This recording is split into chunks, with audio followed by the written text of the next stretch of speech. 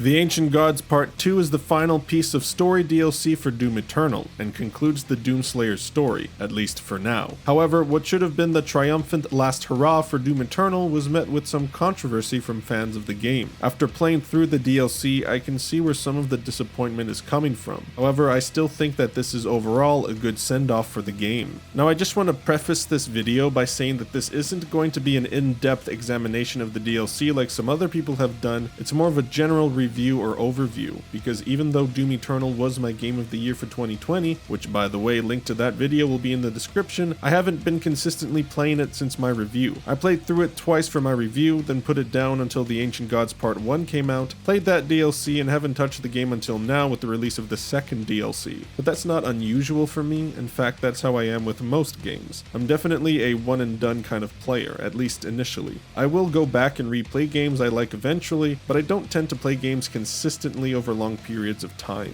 All of that to say that even though I love Doom Eternal, I am not a Doom aficionado, so if you are looking for a more in-depth view of the DLC from someone who regularly plays the game and talks about it, then go check out Under the Mayo's video about it, link in the description. I played the Ancient Gods Part 2 on normal difficulty for one playthrough on the Xbox Series X. The majority of this video will be story spoiler free. However, I will talk about some of the story at some point in the video, but I will leave a timestamp for you to skip to avoid spoilers. The new levels in the game are quite nice to look at and have a different feel to them from the levels in the main game in Part 1 of the DLC, ranging from a verdant forest level to exploring a ruined Earth city on the ground and even the home of the Dark Lord himself. I think the level design maintains its high level of quality throughout the DLC with some pretty cool arenas. Granted, I don't think that any one level or arena in Part 2 is as memorable as some of the levels and arenas from the main game or Part 1, but I still enjoyed playing through them. One new thing added to the platforming aspect of the game, of which there is still plenty to do in the DLC, are the grapple points. These points can be hooked onto by the meat hook and used to swing the Slayer around. As someone who legitimately likes the platforming in the game, I found the grapple points to be a neat addition to the formula. As soon as I began playing, I noticed that there were now indicators around the reticle that gave you information about your abilities like blood punch or fuel level. This is a pretty cool idea to help convey information to the player in the midst of Eternal's blistering and hectic combat,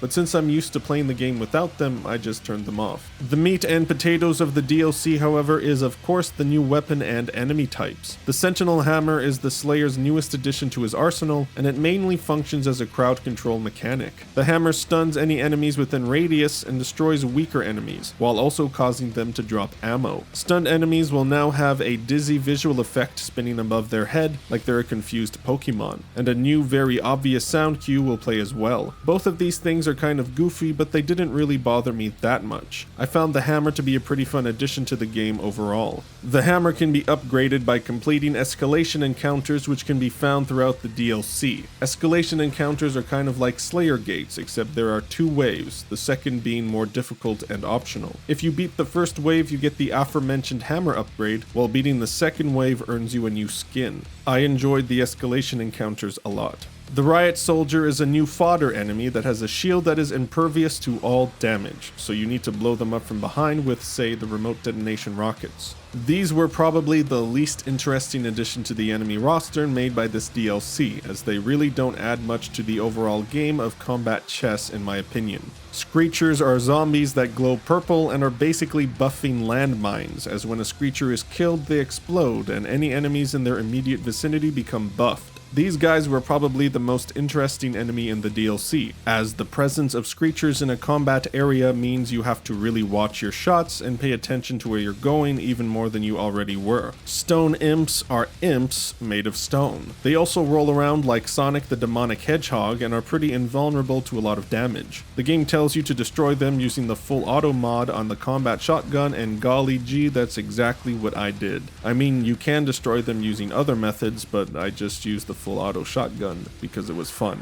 Armored Barons are barons that have armor. Okay, I'll stop now. You can destroy the armor with the plasma rifle, but you can also shoot the mace when it flashes green to completely disintegrate its armor, giving you a chance to kill the Baron before its armor regenerates. The one new addition to the chessboard that I actually don't like, however, is the Cursed Prowler. This modified Prowler will teleport up to you and inflict a curse on you, meaning that you will constantly be taking damage until you kill the Cursed Prowler. But you also can't dash while cursed, and the Prowler will be running and teleporting away from you. And your screen also gets really dark, and while there is an icon that pops up showing you exactly where the Prowler is, it can be pretty difficult to navigate an arena while your screen is fucked up and there are a bunch of other demons attacking you and knocking you around. And you have to kill the Cursed Prowler with the Blood Punch, so not only do you have to actually get right up in its face, you need to have a Blood Punch charged. Personally, I found this demon to just be aggravating and annoying rather than fun. And finally, we have the Dark Lord himself, which is a fun, if a little underwhelming final boss fight. He's basically a different version of the Marauder, and you fight him one-on-one. He can hit you with his sword or ram into you with his shield, which are both easily dodged with a dash. But if he does hit you, he will heal himself. He can shoot lasers at you and chuck bombs towards you, which you can avoid by just continuing to move around. And finally, he can summon weaker versions of demons to fight with him. While I did enjoy this fight overall, most of the fight involves dashing and moving around until he flashes green. Then you shoot him, use the Sentinel Hammer to prolong his stun, and go to town on him. Rinse and repeat till the fight's done. I understand that the lore wants this to be a one-on-one fight, but I really think that there should have been more enemies peppered in to spice things up a little bit, because I beat this boss on my first try, whereas in the first DLC I got my ass handed to me by the final boss. Honestly, this final fight was too easy, which is something that can be said about the entirety of Part 2.